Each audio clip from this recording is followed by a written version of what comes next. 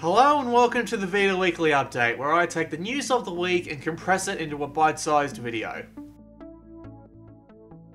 Firmware Update 2.12 came out this week, and while there were no detailed changelogs outside of improved stability, apparently it fixed a bug where some Vita users weren't able to download more than 2 items from the PlayStation Store at a time without the store freezing.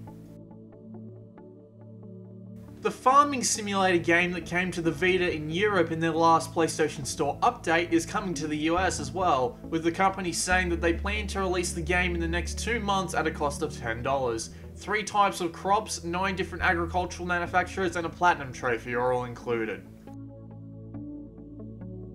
Japan is getting 5 exclusive games on PlayStation Plus from student developers and Grasshopper Manufacture. The games are in screenshot form in the Vita up the top. Apparently the games will only be available until May 14, so you may want to grab them while you can.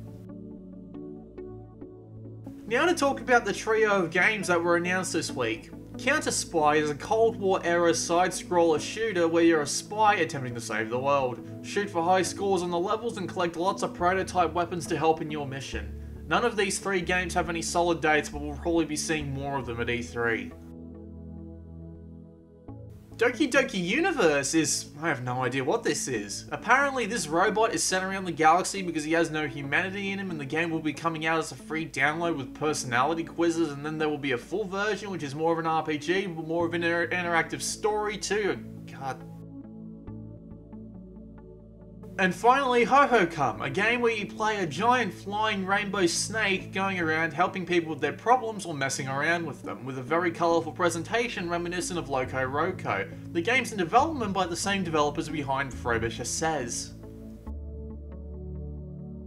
A brand new Super Robot Wars game, Masukishin Pride of Justice, was announced for the Vita and PS3. The game is a direct sequel to the Masukishin games that appeared on the DS and PSP, and will be out in August 22 in Japan. No overseas details yet, and judging by the history of Super Robot Wars games, there never will be. It is now free to download the PlayStation Mobile SDK, make a game or application, and publish it on the PlayStation Mobile Store. No cost. None.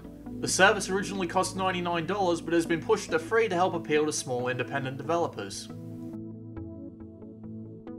There's going to be a new standalone version of Star Wars Pinball on the Vita and PS3 next week. If you already own the Star Wars Pinball tables through Zen Pinball 2, you'll be able to download Star Wars Pinball for free. You can support either the Rebels or the Empire in this new version, and apparently an XP system will tie into this somehow as well. The 4-3 Soul Sacrifice DLC has been announced to contain 2 new monsters. The Basilisk, a man who desired to see and mutated into a giant eyeball monster, and the Troll, a fallen knight with a big ego who got too big for his britches. The DLC will be out in Japan on May 16, no overseas details yet. And here's some real quick stories because I can't fit them anywhere else. Dragon Fantasy is getting a patch soon with tweaked hit percentages and a run button. Sony Japan is teasing something again, we'll find out what it is in a week or so. Shahid from Sony is teasing new Vita games as well, you can check his Twitter feed for those. And Hotline Miami will be $10 when it releases around the world.